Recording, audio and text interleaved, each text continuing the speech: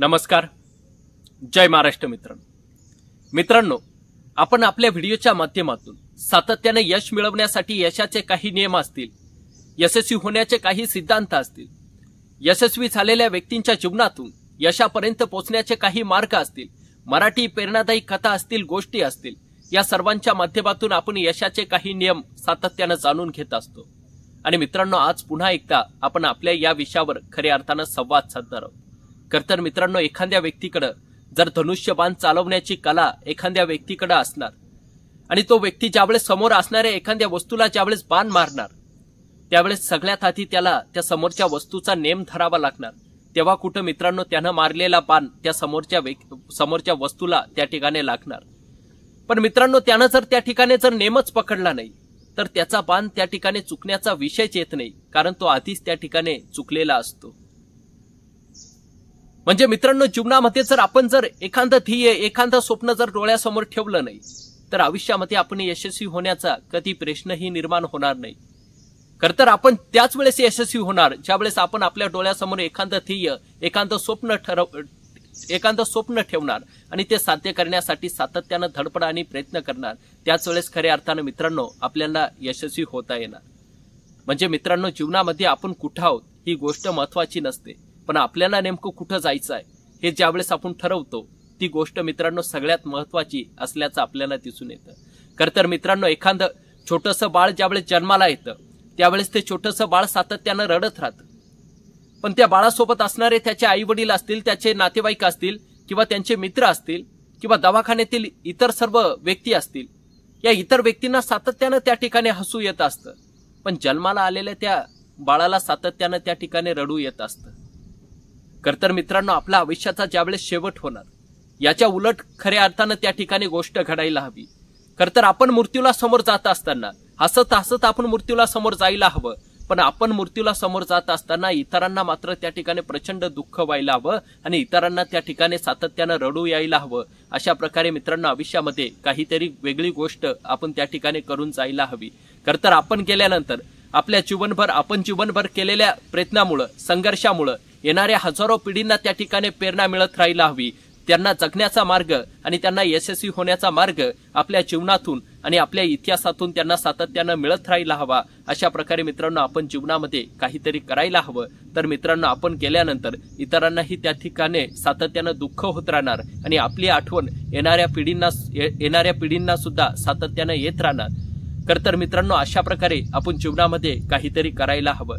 पण मित्रांनो, सगळ्यात आधी जर आपला स्वभाव हा स्वार्थी स्वभाव असेल तो स्वार्थ मित्रांनो सगळ्यात आधी आपण बाजूला ठेवायला हवं आणि आपण एक प्रामाणिक व्यक्ती म्हणून खऱ्या अर्थानं जगायला शिकायला हवं। तर मित्रांनो, जीवनामध्ये आपण यशस्वी झाल्याचा आनंद खऱ्या अर्थानं आपल्यालाही राहणार आणि इतरांनाही त्याचा अभिमान सातत्यानं वाटत राहणार। म्हणून मित्रांनो, जीवनामध्ये एक प्रामाणिक व्यक्ती म्हणून खऱ्या अर्थानं जगायला शिका। तर लोभी राजाची गोष्ट तुम्हाला सातत्यानं माहिती असणार। तर त्या लोभी राजाकडे अफाट सोनं होतं, पण तरी देखील आपल्याकडे अजून सोनं असायला हवं असे विचार त्या राजाच्या मनामध्ये सातत्यानं येत राहायचे। तर त्याच्याकडे असणाऱ्या तिजोरीमध्ये सोनं ठेवायला जागा नव्हती। आधीच एवढं सोनं असताना सुद्धा आपल्याकडे अजून सोनं असायला हवं असे विचार त्या राजाच्या मनामध्ये सातत्यानं येत राहायचे। आणि एके दिवशी त्या राजाच्या दरबारामध्ये एक तपस्वी व्यक्ती येतो आणि तो तपस्वी व्यक्ती त्या राजाला विचारतो की महाराज, तुम्हाला काय हवंय? आणि त्यावेळेस त्या राजानं तपस्वी व्यक्तीला उत्तर दिलं की मी ज्या वस्तूला हात लावणार त्या वस्तूचं रूपांतर सोन्यामध्ये व्हायला हवं, अशा प्रकारचं वरदान मला हवंय। आणि त्यावेळेस त्या तपस्वी व्यक्तीने पुन्हा राजाला विचारलं की महाराज, तुम्हाला नेमकं हेच वरदान हवं आहे का? आणि त्यावेळेस त्या राजानं त्या तपस्वी व्यक्तीला उत्तर दिलं की हो महाराज, मला नेमकं हेच वरदान हवंय। आणि त्यावेळेस त्या तपस्वी व्यक्तीनं राजाला ते वरदान दिलं। तो तपस्वी व्यक्ती त्या राजाला म्हणतो की उद्या सूर्योदय झाल्यानंतर सूर्याची किरण ज्यावेळेस जमिनीवर पडणार त्यावेळेस सूर्याची पहिली किरण ज्यावेळेस जमिनीवर पडणार त्याच वेळेस तुला ही सिद्धी, तुम्हाला हे वरदान त्या ठिकाणी प्राप्त होणार। अशा प्रकारे तो तपस्वी व्यक्ती त्या ठिकाणी त्या राजाला सांगतो आणि तो तपस्वी व्यक्ती खऱ्या अर्थानं आपल्या घरी निघून जातो। आणि त्या रात्री मित्रांनो त्या राजाला झोप आली नाही, त्याच्या मनामध्ये सातत्यानं ते विचार घुमत राहिले। खरं तर असं कधी घडणार आहे का, या गोष्टीवर त्याचा विश्वासच नव्हता आणि म्हणून त्या रात्री त्या राजाला झोप आली नाही। पण मित्रांनो, दुसऱ्या दिवशी ज्यावेळेस सूर्योदय झाला, सूर्याची किरणं ज्यावेळेस जमिनीवर पडली त्यावेळेस सहज राजाने आपल्या पलंगाला हात लावून बघितला आणि त्यावेळेस मित्रांनो त्या पलंगाचं रूपांतर सोन्यामध्ये झालं. नंतर राजाने आपल्या जवळ असणाऱ्या कपड्यांना हात लावून बघितला आणि त्या कपड्यांचंही रूपांतर सोन्यामध्ये झालं. आणि त्यावेळेस त्या राजाला प्रचंड आनंद होतो. आनंदामध्ये तो राजा त्या ठिकाणी नाचू लागतो. आणि त्यावेळेस त्याच्या मनामध्ये विचार येतो की आपण ही गोष्ट हा चमत्कार आपण आपल्या मुलीला त्या ठिकाणी दाखवायला हवा. आणि म्हणून राजा त्या ठिकाणी खिडकीजवळ येतो. खिडकीच्या बाहेर त्याची मुलगी मैदानावर त्या ठिकाणी खेळत होती आणि त्यानं खिडकीतनं आपल्या मुलीला बघितलं. पण त्याच्या मुलीकडे जाण्याआधी त्यानं पुस्तक वाचण्याचं त्या ठिकाणी ठरवलं. आणि पुस्तक वाचण्यासाठी त्यानं पुस्तक हातामध्ये घेतलं आणि पुस्तकाला स्पर्श केल्यानंतर पुस्तकाचं रूपांतर सोन्यामध्ये झालं.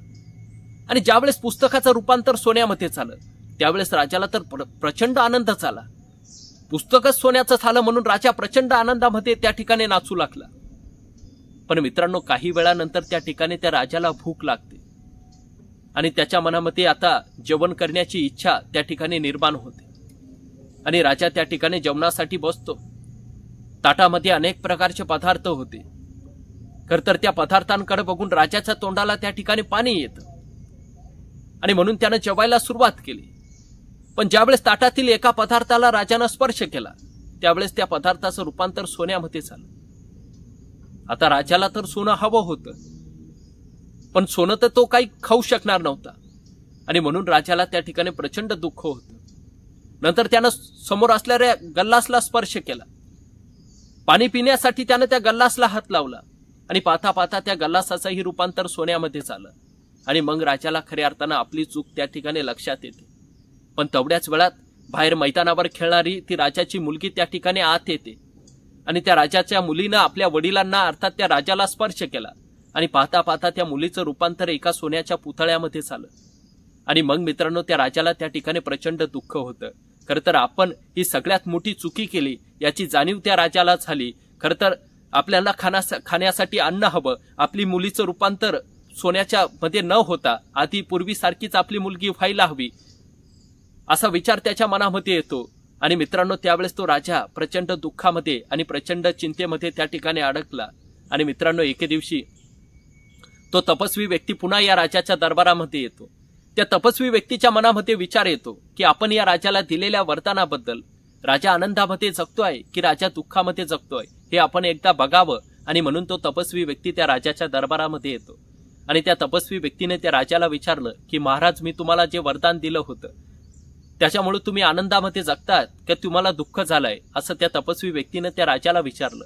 आणि त्यावेळेस तो राजा त्या तपस्वी व्यक्तीला म्हणतो की माझा इतका दुःखी व्यक्ती या जगामध्ये दुसरा कोणीही नाही आहे. खरं तर मला हे सोनं नको, मला फक्त खाण्यासाठी अन्न हवंय. माझी मुलगी मला हवी आहे. वाटेल तर माझ्याकडे जेवढं सोनं आहे ते सर्व काही सोनं मी तुम्हाला देणार, पण मला दिलेलं वरदान तुम्ही परत घ्या. अशा प्रकारे तो राजा त्या तपस्वी व्यक्तीला विनंती करतो. आणि मित्रांनो, त्यावेळेस त्या तपस्वी व्यक्तीनं त्या राजाची ती विनंती मान्य केली. आणि मित्रांनो, त्या तपस्वी व्यक्तीने राजाला दिलेलं ते वरदान त्या ठिकाणी परत घेतलं. खरं तर मित्रांनो, हीच गोष्ट आपल्याला सातत्यानं शिकवत वाचते की जीवनामध्ये जर आपल्याला यशस्वी व्हायचं असेल, जीवनामध्ये जर आपल्याला काही मिळवायचं असेल तर मित्रांनो, ते स्वतःच्या कष्टाच्या बळावर, स्वतःच्या संघर्षाच्या बळावर मिळवायला हवं. खरं तर मित्रांनो, फुकट मिळालेल्या गोष्टीचा आनंद कधीही माणसाला घेता येत नाही.